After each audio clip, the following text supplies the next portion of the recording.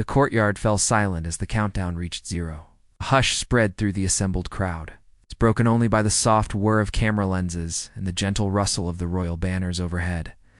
The palace's golden doors stood behind the stage, gleaming in the sun. A single microphone sat at its center, waiting for the first voice to break the stillness. Trump straightened his tie and brushed a lock of hair from his forehead. Melania adjusted the gentle pleats of her dress, her expression calm but alert. The BBC host stepped forward under the bright lights, her heels clicking against the marble.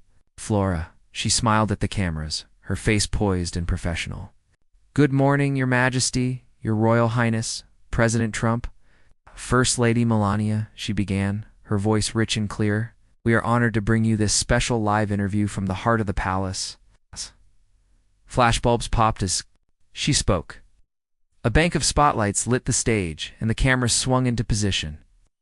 Trump gave a practiced smile and leaned into the microphone. "Thank you," he said in his confident drawl. "It is a great honor to be here in this magnificent place." He paused, turning slightly toward Melania. She nodded with a serene smile, then faced the host. The crowd clapped politely, many waving their tiny flags. In that moment, protocol felt like a gentle dance. Everyone knew their steps, their smiles, their bows. The host began with soft questions about the state visit. She asked how the journey had been, how they found the palace gardens, and whether they looked forward to the upcoming dinner with the king and queen. Trump spoke easily about the beauty of the palace and Melania's love for the ancient tapestries. Melania added a gracious comment about enjoying the local cuisine, fresh breads, sweet pastries, and a special honey made by palace beekeepers. Her voice was soft but confident, and the cameras lingered on her calm presence. As the first segment flowed smoothly, producers in a darkened van began the timer for the next question. They had designed the show in neat blocks. 5 minutes on personal impressions, 10 on diplomatic relations, and then a segment on charity work. Trump leaned back, folding his arms casually. Melania stood tall at his side, her hands clasped in front of her. The host returned with a question about his plans for global charity, praising his past donations to children's hospitals. Trump responded with measured pride, listing his largest gifts and talking about building new wings in distant clinics. From his hidden spot behind a tall column, Sergeant Lee watched every movement. He saw Trump's confident gestures, the steady nods of Melania, and the host's polite smile. Lee's heart beat faster as he thought about the secret envelope tucked inside his pocket. He felt the cool metal assurance of the guard's badge pressed against his chest. Behind him, other guards stood motionless, unaware of the tension that filled Lee's mind. The host shifted to a question about diplomacy. "Mr. President, how do you assess the current relationship between our two nations, especially in light of recent trade talks?" Trump's eyes narrowed slightly, but his voice remained steady, spoke of mutual respect, of building bridges, and of the importance of strong leaders working together. He praised the king's vision for renewable energy projects and spoke of future collaborations in technology and education. Melania listened closely, occasionally offering a gentle smile or a supportive nod. The cameras panned across the expressions. In the crowd, some faces looked expectant, others polite, and a few seemed puzzled at the formality of it all. Children perched on their parents' shoulders, waving excitedly. Tourists raised their phones to capture every second. In the palace van, producers gave thumbs-up signs to the director, who checked off segments on a clipboard. At precisely the halfway mark, the host moved to the next topic, the palace's new medical fund. "Your Majesty and President Trump," she said, turning toward the palace doors where the king stood briefly on the threshold, watching the interview. "This fund aims to develop cutting-edge treatments for rare diseases. President Trump, you made a generous pledge last year. Could you share what inspired that commitment?" Melania's smile flickered ever so slightly. Trump nodded and began to speak about the importance of medical research and his respect for the palace's work in supporting families with rare conditions. He described the ceremony last spring when he and the Queen had planted a ceremonial tree in the palace gardens to mark the pledge. He spoke warmly of children he had met in the hospital wards. Lee took a step forward, steadying himself against a rush of nerves. He felt every word spoken on stage, every clap from the audience, and every breath held by the watching world. He thought of the envelope and the true story it held to witness accounts of that very pledge. The story of how the donation had nearly vanished when certain personal demands went unmet. He felt the weight of his decision pressing on him like a heavy cloak. The host leaned closer and asked, "Mrs. Trump, how do you see your role in charitable endeavors alongside your husband?" Melania's expression softened. She spoke about her work in early childhood education, of visiting schools in remote villages, and of using her platform to amplify the voices of young learners. Her voice carried genuine warmth, and for a moment the interview seemed to glow. With simple human connection, behind the scenes, the broadcast team prepared for a commercial break in 2 minutes. Teleprompters scrolled with the host's next lines. Camera lenses shifted to wide shots of the palace courtyard. The hum of technical equipment filled the air. Trump's aides checked their watches. Melania's assistant offered her a small breath mint. Everything seemed ready for a smooth transition, and yet Lee's heart thundered with a conflict that refused calm. Trump, sensing the moment, closed his eyes for a second and inhaled deeply. He opened his gaze and focused on the host. "I've always believed giving back is a leader's duty," he said, his tone firm yet proud. "My pledge stands, and I plan to fulfill it in full. It is not just a gift. It is a symbol of hope for so many families." He paused, waiting for applause. The audience clapped softly. Melania gave a quiet nod of approval. Lee felt his resolve harden. He glanced at the host's next question, an easy transition into the palace's cultural programs. That question would mark the end of the official interview, and then the cameras would cut to a commercial break. For Lee, it meant his last chance to step forward. He slid his hand into his pocket, feeling the envelopes crinkle. His other hand tightened around his coat. In the van, a producer said, "2 minutes to break." The director raised a finger, counting down. On stage, Trump and Melania prepared to smile for the cameras. The host finished her answer about education programs. The air felt electric, as if the palace itself held its breath. Lee watched the lights above, the cluster of cameras, and the expectant crowd. The moment arrived, the host said, "Thank you both for your time. We will take a short break and return with more on global diplomacy." She smiled and stepped back. Trump straightened his jacket. Melania brushed a strand of hair behind her ear. The palace guards began to close in slightly, preparing to move the guest entourage. But Lee did not move away. He stepped forward, his gaze fixed on the stage. His uniform remained perfect, his posture unwavering. In his hand, the envelope lay hidden but ready. The sea of onlookers seemed to part silently as he advanced. Cameras pivoted, sensing movement off stage. A low murmur rose from the crowd. Trump's assistants looked alarmed. Melania's brow creased in surprise. For a heartbeat, the world stood still. Then Lee took another step, closing the distance. His heart pounded like a war drum, but his voice stayed calm. He would speak the truth on live television. He would break the protocol he had sworn to uphold. In that moment, Lee became more than a guard. He became the keeper of a secret the world needed to know. And as the cameras turned toward him, Lee prepared to change everything. The palace gates opened at dawn, letting in a long line of black limousines. Each car was polished so it gleamed in the early light. Trump and Melania's vehicle rolled forward, carrying the former president and his wife toward a carpet of deep red that led to the palace steps. Crowds lined both sides of the drive, waving small flags and cheering.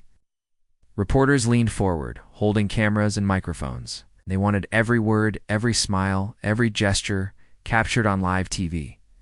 Inside the palace courtyard, the tall stone walls rose up against the pale sky. Guards in crisp uniforms stood at attention, their tall busbies catching the first rays of sun. A brass band played a soft tune, and every note echoed off the walls. Ow. Trump stepped out of the limo first, straightened his suit jacket and offered a broad smile. Melania followed, her dress flowing gently as she walked. A few steps behind them came senior aides, carrying folders and tablets. The king and queen emerged from the palace doors to greet them. The king held out his hand in welcome. Trump shook it firmly, nodding with a grin. Melania curtsied lightly, her eyes bright. They exchanged polite words, small talk about the weather, the journey, the honor of the visit. Cameras clicked, cranes held. Boom, mics overhead. The moment felt grand. But behind the polite greetings, a faint tension hovered. Protocol officers in the wings checked their notes. They made sure. Every step followed strict rules. When and where to bow, when to smile, what to say, and what not to say. Even a single wrong question could break the careful balance of diplomacy. Each officer wore an earpiece and whispered reminders into hidden microphones. Sergeant Lee watched. All of this from a narrow passage behind the guardhouse. He had been with the Royal Guard for many years. His uniform was spotless, and his posture stood firm. But today, he held a small, sealed envelope in his left hand. It weighed heavily in his pocket. He'd carried it across 3 continents, too. Reach this moment. That envelope contained a secret that few knew. A secret about Trump and Melania discovered months ago by a devoted aide who worried about public trust. He passed the envelope to Lee, trusting the guard's sense of duty more than anyone. Lee hid it at first, thought about burning it, but he realized the truth belonged to the public. Sometimes duty to the crown also meant duty to the people. Lee's eyes flicked between the envelope and the red carpet. He watched Trump greet the Queen's children and laugh at a small joke about the palace gardens. Melania's laugh was soft, polite. She touched the Queen's arm with gentle warmth. The world saw a happy family moment. But Lee's heart pounded. On live TV, hidden truths could change everything. Backstage, the broadcast team prepared for the live interview set for later in the morning. Large lights glowed on cranes, cameras. On tripods faced the throne hall's golden doors. Producers spoke through headsets, counting down seconds until airtime. They did not know about Lee's plan, nor did anyone expect a guard to break decades of protocol. Trump and Melania moved inside the palace for a private tour before the interview. They walked slowly through corridors lined with portraits of past monarchs. Each painting showed a stern face in rich robes. Their hollow eyes seemed to watch every visitor. Trump paused before a portrait of Queen Victoria. He admired the frame's gold leaf. Melania took his arm, guiding him gently onward. Lee stayed behind the last guard post, watching as the doors closed. He took a deep breath and opened the envelope. Inside, he saw notes and statements. He spoke of a promise Trump made and broke. During a previous charitable event, according to eyewitnesses, he offered a large donation to a royal medical fund, then tried to withdraw it when personal demands were not met. Statements came from palace staff, who feared they would lose favor. Lee stared at the fine handwriting, could feel the weight of the words in his mind. If he revealed this now on live TV, it would shock the world. Trump's reputation could crumble, Melania's calm image could crack, and the palace's reputation for dignity could suffer too. Yet Lee felt clear in his choice. The people deserved to hear the truth. He folded the envelope back and placed it in his pocket. He straightened his uniform and stepped out into the courtyard again. The sun had climbed higher, and the crowd had grown. Families with children perched on shoulders, waving flags and holding phones. Some held signs of welcome. Others just watched in curiosity, the way people do when something important is about to happen. Across the courtyard, Trump and Melania were finishing the tour. An announcer's voice drifted through speakers. In 10 minutes, we will begin our live interview with the former president and first lady. Trump nodded at a nearby aide. All set? He asked. Melania touched her microphone wire gently, adjusting it behind her ear. The tour guide bowed and stepped aside. Lee's heart tapped like a drum. He walked toward the interview set, blending with the other guards. No one noticed his hand brushing the envelope in his pocket. The royal banners hung behind the throne stage. The BBC host, a calm woman in a navy suit, checked her papers. Cameramen gave thumbs up. Production assistants gave silent signals. Everything felt at once calm and electric. A hush fell over the courtyard as the guest entourage settled. The host stepped forward and greeted Trump with a wide smile. The cameras rolled. Trump leaned into the microphone, his voice full of confidence. Melania stood by his side, her posture elegant. The first question came. "Mr. President, how do you feel about your time in office?" He answered easily, recalling accomplishments. "Plans for the future." Melania nodded softly, adding a few words about charity work. Lee stood to the side, just out of sight of the cameras. He glanced at his watch. 5 minutes in, he waited for the right moment. He felt his mouth go dry. Then the host moved to the next question about the palace's new medical fund. The same fund Trump was accused of threatening. The host praised his initial pledge of support and asked for his views on funding challenges.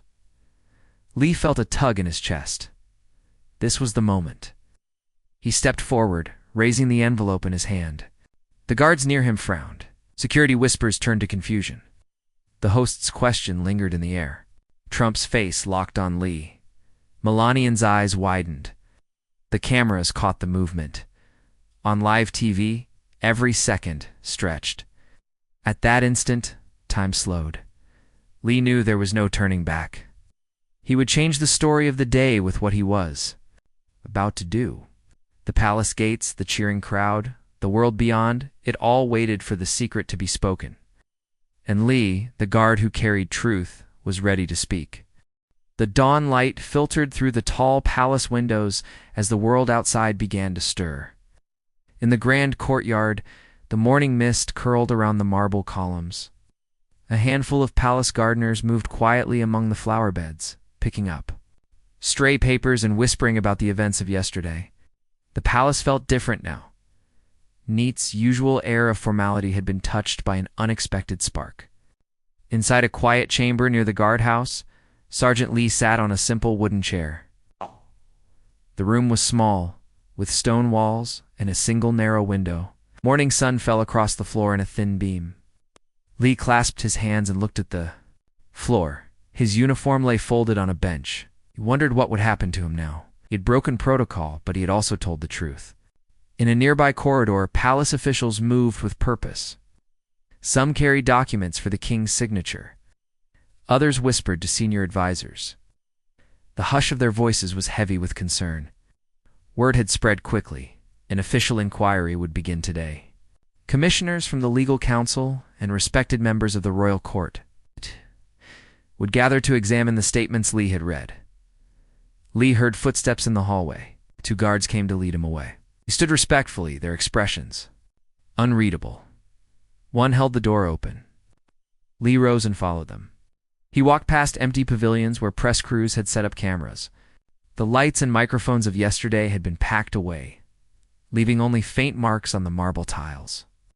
Even the flags felt stiller, the banners held in silence. At the council chamber, the king sat at the head of a long table. His robes were regal, but his face was gentle. Advisors stood around him, each holding leather folders. A royal clerk called the meeting to order. "We gather to seek the truth," the king began. Voice was calm but carried through the high ceiling. "Sergeant Lee has presented evidence that demands careful review." Lee stood before them, his back straight. He looked at each face in turn. Judges in black robes, scholars in simple robes, senior palace officials in formal dress. He felt no fear. He felt only the steady beat of his heart. He handed the folded sheets of paper to the clerk. "These are the sworn statements," Lee said.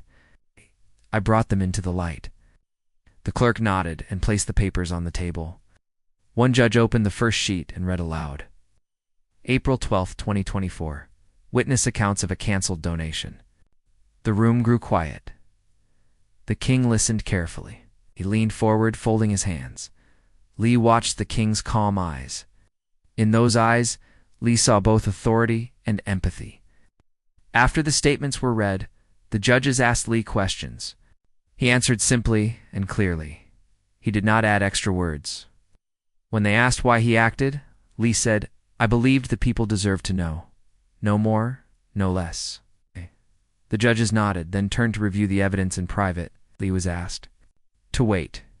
Meanwhile, in a private wing of the palace, Melania sat at a small writing desk. A single lamp lit her papers.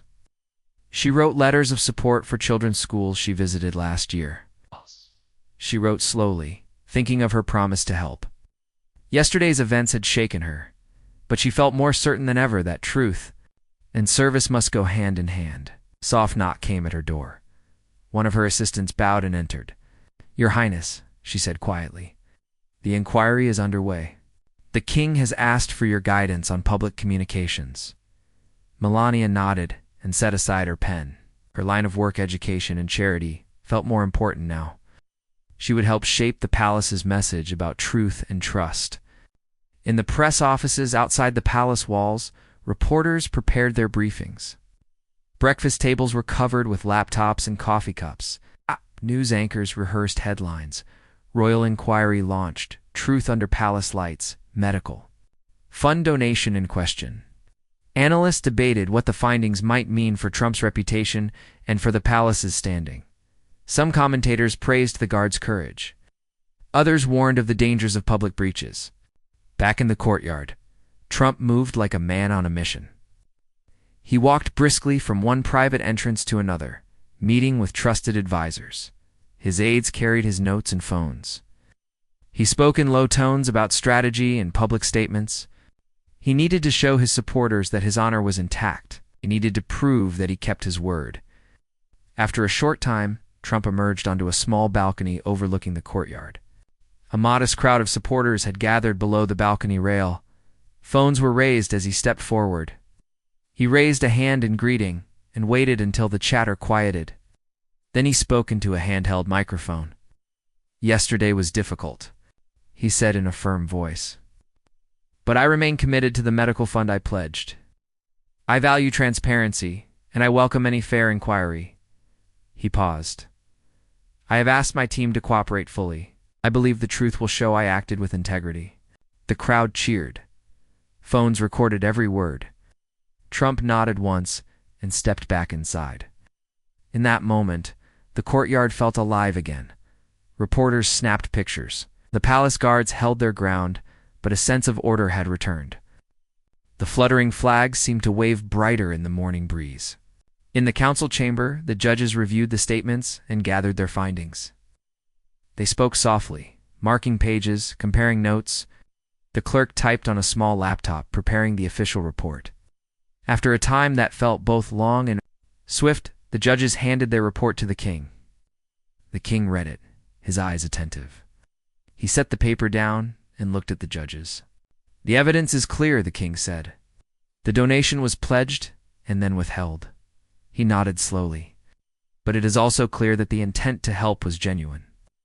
Therefore, I order that the full amount be delivered to the medical fund within 30 days. And I commend Sergeant Lee for his courage in bringing the truth forward." A murmur ran through the room. Lee felt a weight lift from his chest. His shoulders relaxed. He bowed his head respectfully. The king continued, "Let this be a lesson. For all honesty and service are the foundations of trust. We will move forward with integrity." Later that afternoon, Lee was released from the guardhouse. He stepped into the sunlight and looked up at the palace's towering walls. Guards stood at attention, but there was a new respect in their eyes. A small crowd had gathered palace staff who whispered words of thanks. Some patted his shoulder. Lee offered quiet nods in return. He folded his uniform coat neatly and began to walk away. In the palace gardens, Melania walked among the rose bushes. Flower petals drifted in the breeze. She carried a small basket of gardening gloves. Workers had invited her to help with the morning planting. She knelt and dug gently into the soil. Lee approached along a garden path. He paused when he saw her. She looked up and gave him a gentle smile. "I'd Sergeant Lee," she said warmly. "Thank you for your service to truth." Lee bowed. Proud. "Your Highness," he replied. "I only did what I felt was right." Melania stood and held out a potted rose. "For you," she said. "May it remind you that truth, like a flower, needs care and courage to grow." Lee took the rose and held it in his hands. He felt its soft petals. As the day turned toward evening, the palace gates opened for a small reception. Guests included donors to the medical fund, palace staff, and a few invited journalists. Photos of children's hospitals and charity work lined the walls. Trump attended, arriving quietly and nodding at familiar faces. He was accompanied by his team. He walked through the reception room, greeting dignitaries and donors. He smiled and spoke of future collaborations. In a quiet corner, Lee stood. With Melania holding his rose, he watched Trump speak to a group of doctors. Trump's voice was friendly and open. Doctors nodded and shook his hand. Lee realized that the donation had been secured after all. The medical fund would benefit. From the pledge, he felt a sense of relief. The king gave a short address to the gathering. "Let us celebrate the power of truth and the promise of service," he said. "May our shared efforts bring hope to those who need it most." Glasses clinked. The soft music began to play. Flowers glowed under warm lights. Trust felt renewed. In the palace walls, as the reception ended, Lee walked into the quiet garden. The moon had risen, and lanterns glowed among the trees. He placed the rose in a small pot near the palace wall. He stepped back and looked at it. The petals caught. The light, like gentle flames. He smiled softly. Melania joined him and stood at his side. Together, they watched the rose bloom in the moonlight. In that peaceful moment, they understood the power of courage and truth. And in the grand story of palace life's of duties, secrets, in service a new chapter had begun, one written in honesty and hope. ChatGPT said. The air crackled as Sergeant Lee stepped forward. He held the small envelope in his hand, the paper crisp under his fingers. The cameras, still rolling, caught his movement first as a flicker at the edge of the frame. Then the host, mid-smile, froze. Trump's eyes widened as he followed Lee's path toward the stage. Melania's breath caught in her throat. The crowd's polite chatter turned into a confused hush. Lee stopped exactly under a bright spotlight. The host's polite question about cultural programs still hung in the air. Lee cleared his throat, and suddenly, the hush became absolute. Even the birds over the palace gardens seemed to pause. Then Lee raised the envelope, holding it before him like a sacred object. "I have something to share," he said in a steady voice that carried through every speaker and every living room tuned in around the world. The host blinked, straightened her posture, and whispered into her microphone, "Sir, may I help you?" But Lee did not step back. Ow. Instead, he opened the seal and pulled out a folded sheet of paper. He unfolded it carefully, as though handling a fragile treasure. The camera zoomed in. Trump sprang forward, his jaw tight. "Security," he barked. 2 palace guards moved toward Lee, their boots clicking on the marble floor. But Lee did not shrink. He held the paper high so the cameras could see the elegant handwriting and the palace watermark. "My name is Sergeant David Lee," he announced, his voice calm and clear. "I am sworn to protect this palace. But I am more sworn to the truth." He glanced at Trump. "On this paper are statements from people who work here, gardeners, aides, technicians, people who saw you make a promise this palace could not afford to lose." Trump's face turned red. He pointed at Lee. "That is classified private," he shouted. "Give that back." Melania tried to step forward. Her hand outstretched, but Lee held the paper away from her. The cameras focused on the scene like moths to a flame. Lee raised a hand for silence. The crowd obeyed. Even the host fell silent, her mouth open in surprise. "These statements say that last spring," Lee began, "you pledged $20 million to the palace medical fund. You even planted a tree in the gardens to mark your promise." He paused, letting the memory settle. "Then, weeks later, when your personal demands were not met, you tried to cancel the donation." A murmur ran through the crowd. Cameras swung to Trump, who glared back at Lee. Melania's eyes filled with shock. The host recovered her composure. "Sir," she said softly, "do you have proof of these claims?" Lee nodded. "I have signed sworn statements," he said. "I will read one." He unfolded another sheet and read in a clear voice, "On April 12th, 2024.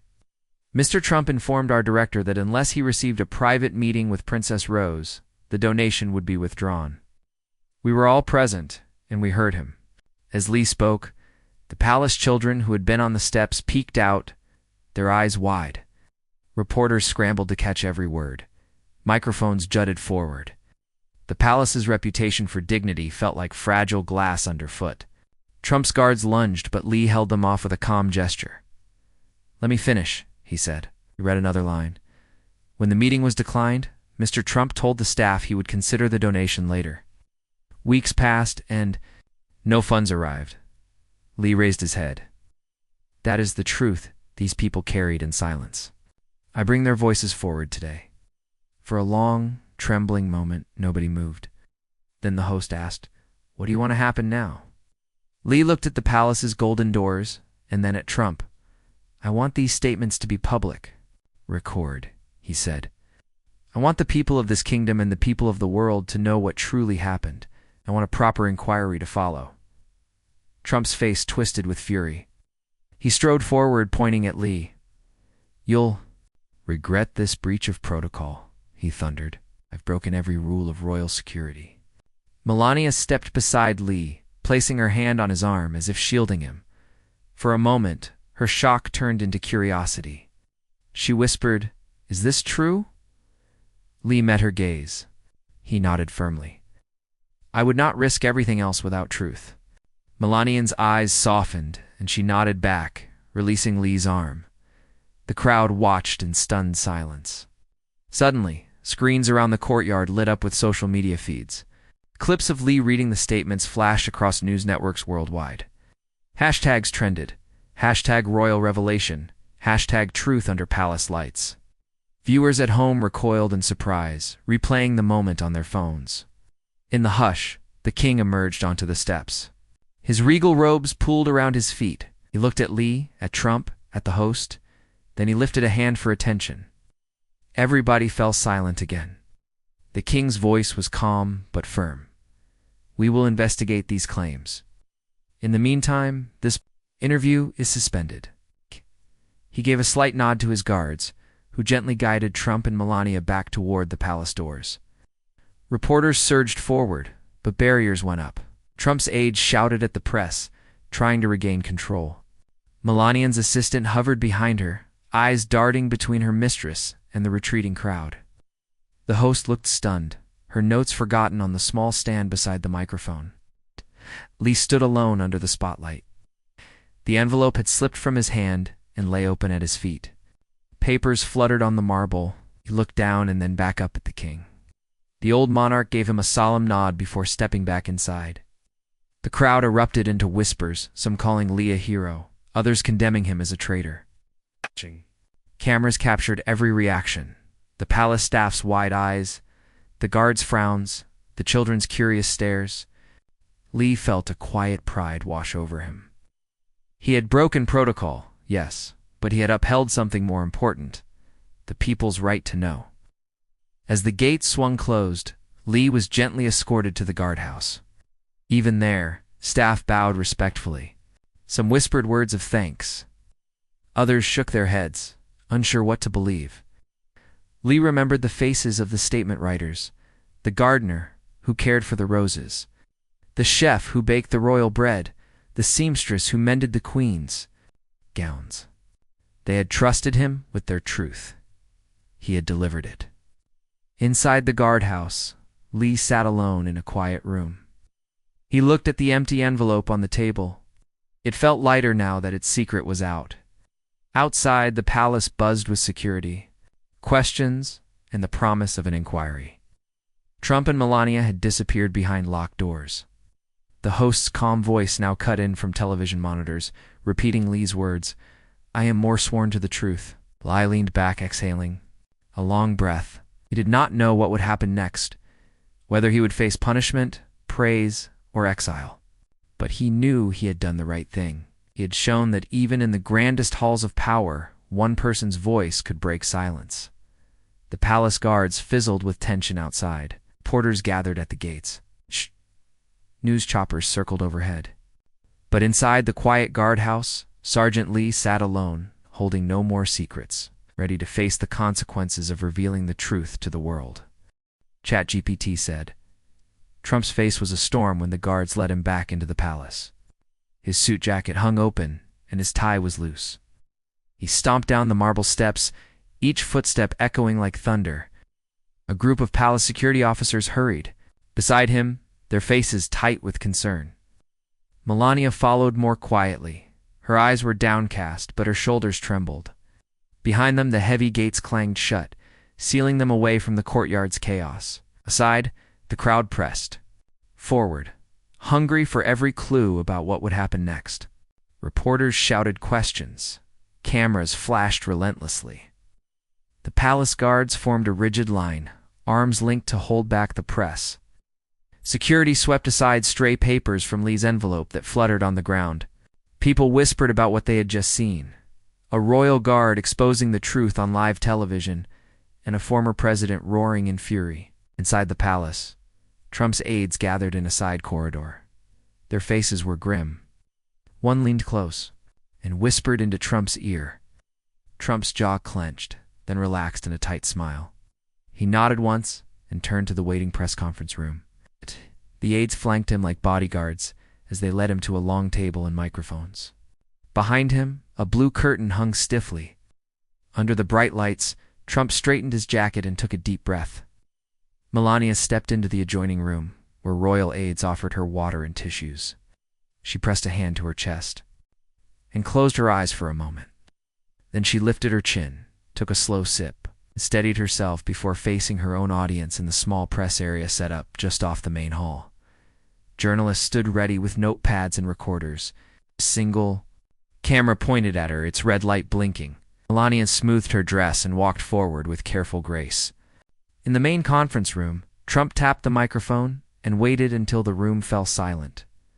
Reporters leaned forward. A few cleared their throats. Trump opened his mouth, but then his eyes darted to the side as if he looked for a friendly face. He found none.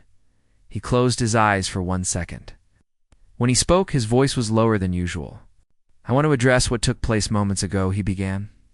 "This so-called exposure was not just wrong, it was dangerous." He glanced down at the table. Reporters scribbled furiously. Trump took another breath. "That guard had no right to reveal private documents," he said, his tone firm. "I will not stand for breaches of trust." He leaned forward and pointed a finger at the cameras. "We must protect confidentiality. Without trust, no agreement can stand."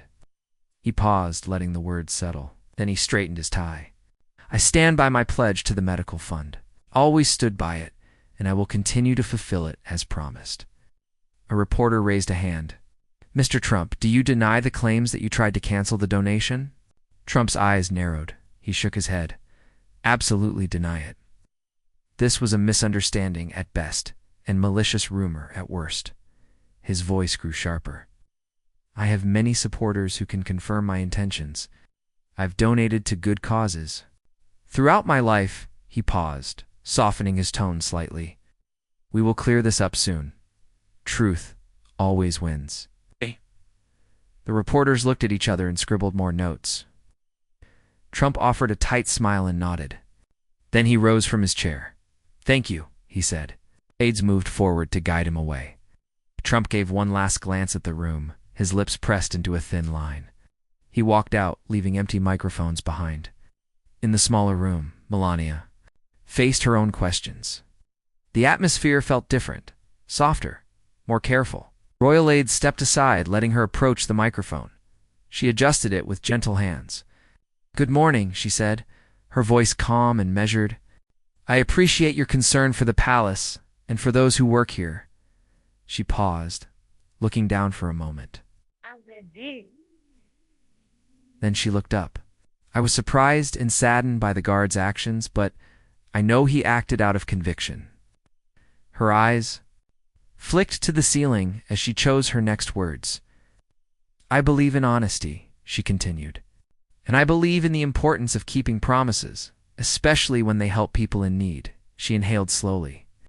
"I stand by my husband's pledge to the medical fund. I also stand by the palace's commitment to duty and transparency."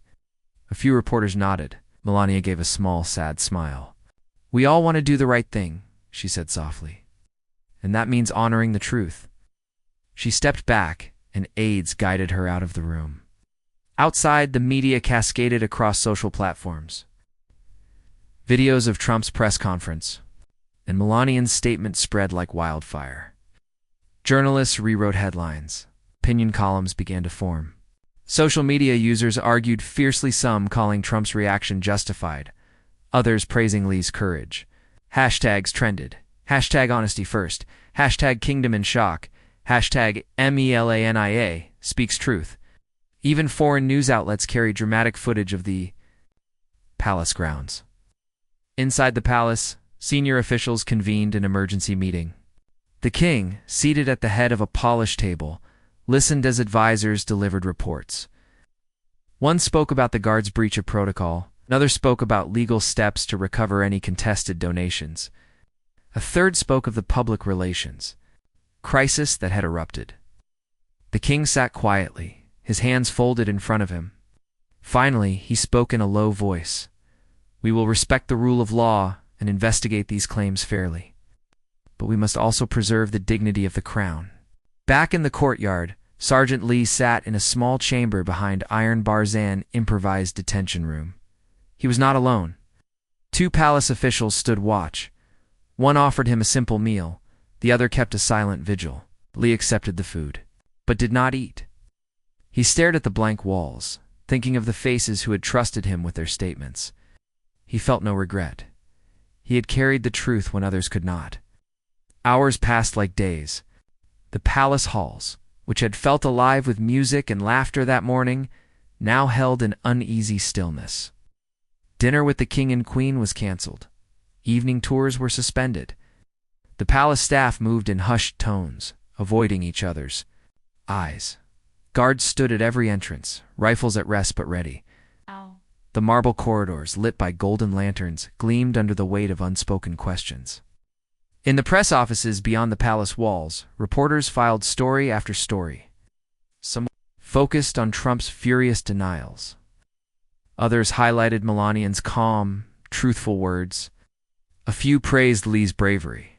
Editorial boards debated whether the guard would be a hero or a traitor. And everywhere, people wondered, what would become of the $20 million? Would it arrive, or would it vanish like a broken promise? Late that night, Trump retreated to his private wing. He walked down a long corridor lined with family portraits. The portraits stared back at him, presidents, ancestors, people who had faced scandals of their own. He paused before a photograph of his late father and placed a hand on the frame. He closed his eyes, took a steadying breath, and whispered, "We will show them the truth." Melania sat in a separate room, looking at her own family photograph, a picture of her parents smiling in a garden. She touched the glass gently. She thought of her own promise to help children in need. She thought of the faces in the hospital wards. "I did the right thing," she told herself softly. Then she rose and walked toward the window, looking out. At the moonlit gardens, seeking comfort in the quiet night. In the king's study, he poured himself a cup of tea. He watched the moonlight dance on the page of a report that detailed the guard's statements. He sipped the tea and set the cup down. He leaned back and closed his eyes. Tomorrow, he would order a full investigation. But tonight, he allowed himself a moment of reflection. Beneath the crown, he was a man who believed in serving his people, and for that, he would stand by the truth, no matter how painful. Outside the palace, the night air carried the distant hum of helicopter blades and chatter from late-night news crews. But inside those grand walls, the world felt smaller, contained within the ripple caused by one man's choice to speak. And as the palace slept uneasily under the weight of broken vows and unexpected revelations, each inhabitant, guard, reporter, advisor, or royal prepared for the dawn when the truth would meet action. And every promise would finally be tested.